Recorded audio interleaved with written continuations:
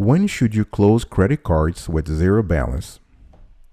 Experts generally say you should keep unused credit card accounts with zero balances open because closing the account reduces your available credit, which makes it appear that your utilization rate, also called balance to limit ratio, has suddenly increased.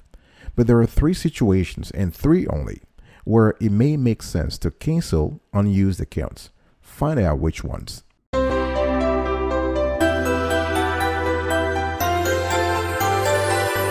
Welcome back, folks, to another edition of Sweetie Kiwi. We are having a conversation today about when you should close your credit cards with zero balances. How are you doing? Hope you're doing fantastic. If you're doing as great as I am, I'm asking you right now to go and get some cup of coffee or tea or vodka, and let's roll. Number one. Now, a few things first before we get into the three situations where you need to cancel unused accounts rather. How closing an account affects scores, credit scores, that is. Now, there is something called utilization rate. This is sometimes called utilization ratio. It's the second most important factor in credit scores. So an increase in utilization is a sign of risk. So closing those accounts may cause your credit scores to dip. However, you should use your good judgment based on your overall financial situation. How does that work in real life? Utilization means that they're taking the amount of credit that you are currently utilizing, and they're dividing that by the amount of credit available to you. For example, let's say if we add up the credit available on all credit cards you currently have open, we are getting a $10,000 number. And so that's $10,000 is the credit available to you. And when we combine the open balances on all credit cards, on all open credit cards that you have, we are right now at 4,500. In that case, your utilization rate is 45%. So because 4,500 divided by 10,000, that's 45%, right? Now imagine that you closed one account, and that account has, to make things very easy, let's imagine that you close one account and that account has a credit of 5,000. So your available credit becomes 5,000. If you remove the $5,000 that you just closed on the account that you just closed, your available credit is now 5,000. So if you take the open credit, 4,500 divided by 5,000, you're getting close to 90% or 92% or 93%. So your credit utilization rate, which was 45%, shot up to 92%. This is why you're going to have a dip in your credit score. Now let's talk about the second thing, deciding whether to close an account. You shouldn't make credit decisions driven only by a credit score, of course. Instead, what you want to do is you want to look at your overall financial situation, whether your need for the account and your ability to repay the debt. And this also has to do with whether you're making the right decision with regards to your overall situation, your credit scores, and your family budget. Add to that your professional situation, your personal situation. Are you expecting a family? Are you expecting kids very soon? Or did you just start a new job? How's the money situation? Do you have an emergency account, a savings account, a rainy day account, an emergency fund? All of those things will go into the equation, and this is where you should tell whether or not you should close the unused credit cards. Now, closed accounts remain on the credit report. This is very important. A lot of folks in the United States and Canada believe that once you close the account, it's gone. No, you can close the account, but the archives will linger on your credit report. Even if you decide to close the account in question, they remain on your credit report for a certain amount of time. Depends. It can be from 7 years to 10 years. You also, if your account have a great payment history, you want that in the first place, right? Closed accounts with no late payment history remain on your credit report for 10 years from the date they are closed. So positive accounts remain longer than negative accounts in order to give you credit for your good payment history. I'll be right back right after this. Don't go anywhere. Welcome back, folks, to another edition of Sweetie Kiwi, the awesome Sweetie Kiwi show. I'm going to talk to you now about the three situations, only three, where it may make sense for you to close the unused account. But before I do so, if you love the clarity and quality of the content so far, please consider subscribing to our channel.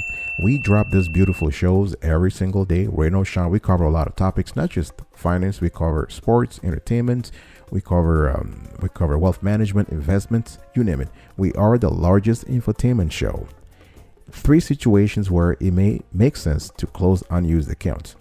Number 1, if your credit scores are strong. If you have a strong credit history and therefore strong credit scores, closing an account or several accounts for that matter likely won't have a significant impact on your credit scores. Now, before you do so, you want to double check the three credit bureaus, Equifax, Experian, and TransUnion, to make sure that you are indeed in the 750 or the 800 category. There may be a decrease in terms of your credit utilization. There may be an increase in your credit utilization, which will translate into a decrease in your credit score, but the score will likely to be still good enough to qualify for the best terms, right? What I'm trying to say here is that if you're already around 850 or 820, if you see a dip, you probably linger around 790, which is still fantastic. All right. So the decrease really has no impact on your ability to get the credit you want. This is especially true if you aren't planning to apply for credit soon. Now, if you're planning to apply for credit in the near future, you might want to maintain stability in your history. In that case, you should hold off on closing any account until after you have secured the credit you want. The second situation where it might make sense to close unused account is if you have poor credit scores.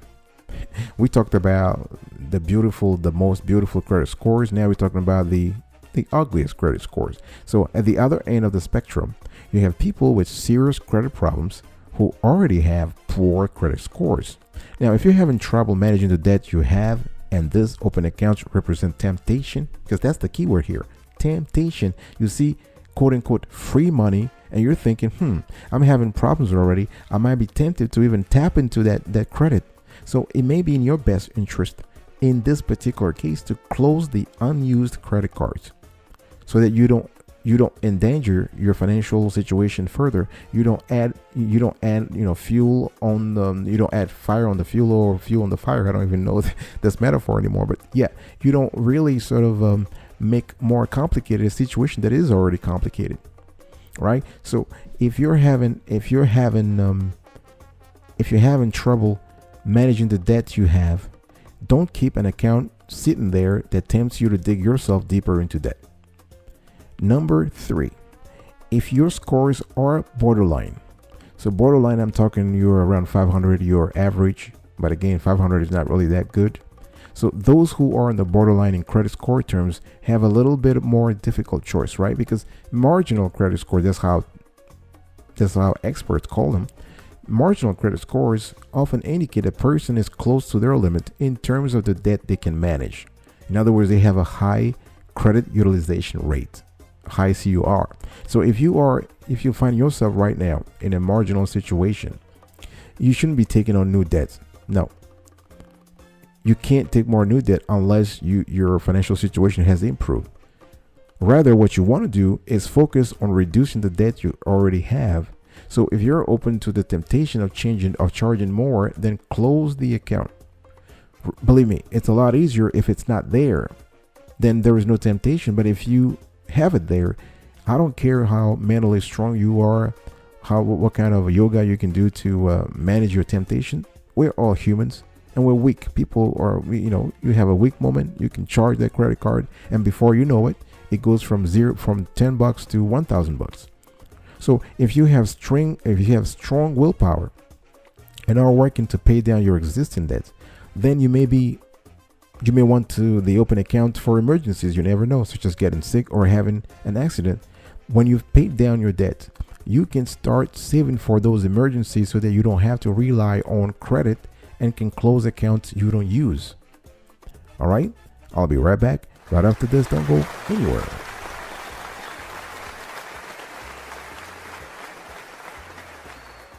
Welcome back, folks, to another edition of Sweetie Kiwi. We are still having a conversation around when you should close your credit cards with zero balance.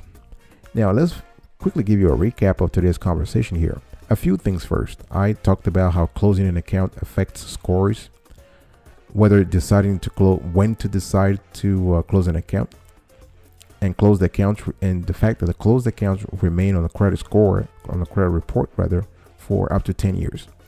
And I gave you the 3 situations where it may make sense to close unused accounts.